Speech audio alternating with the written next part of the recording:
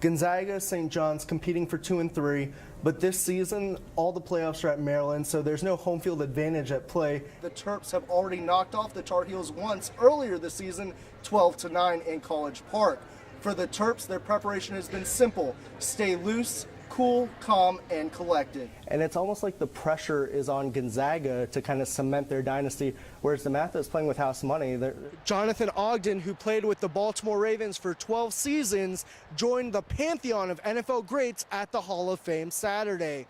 Ogden's career began in D.C. when he suited up for St. Albans in 7th grade. Ireton's usually not a big game, but this time it was because Ireton actually knocked them out of the playoffs last year. The Terrapin women's lacrosse team takes the field. The defending champs play a familiar tune, but instead of black and yellow, it's Fear the Turtle. And the budding artist is none other than charismatic defensive tackle A.J. Francis of the Terrapin football team. A lot of colleges recruit midfielders because of their flexibility. He'll probably be an attacker and kind of hopefully get that offense going up in Baltimore. That's not an error. It's 8 championships, and they've won 90 conference games in a row. Gary Williams brought the Terps back from the abyss and to national prominence. DeMatha on a breakaway. Junior comes flying in, huge block, says, "Get off my lawn there."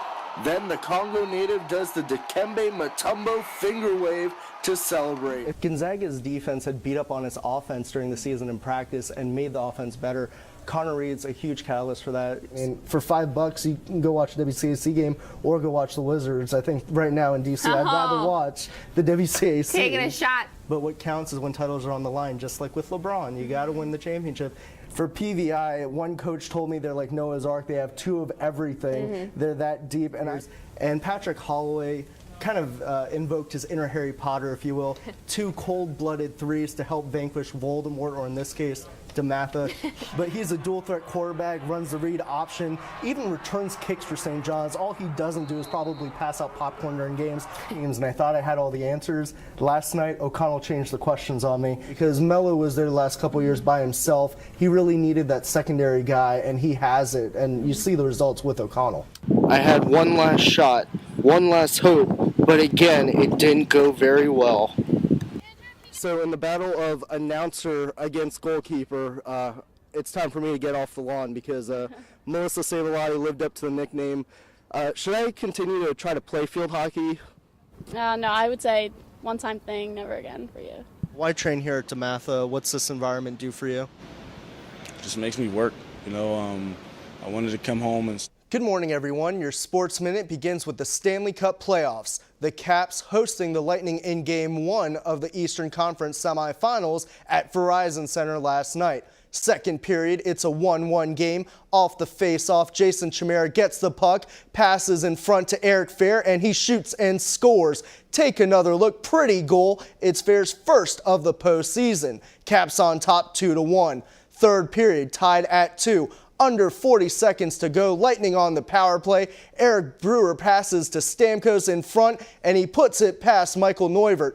Tampa Bay takes a 3-2 lead, and they would go on to win 4-2 and take a 1-0 series lead. Game 2 is Sunday here in D.C. at 7 o'clock.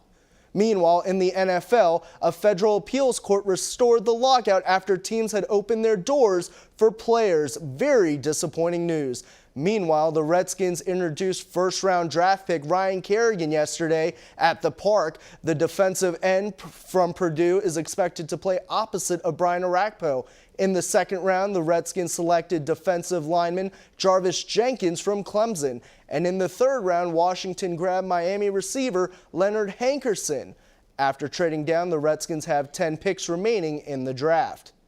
In baseball last night, the Nats against the Giants. Nationals pitcher Jason Marquis outduels Giants ace Tim Lincecum. Marquis strikes out 7, only gave up 7 hits, and pitches a complete game shutout as the Nats defeat the Giants 3-0.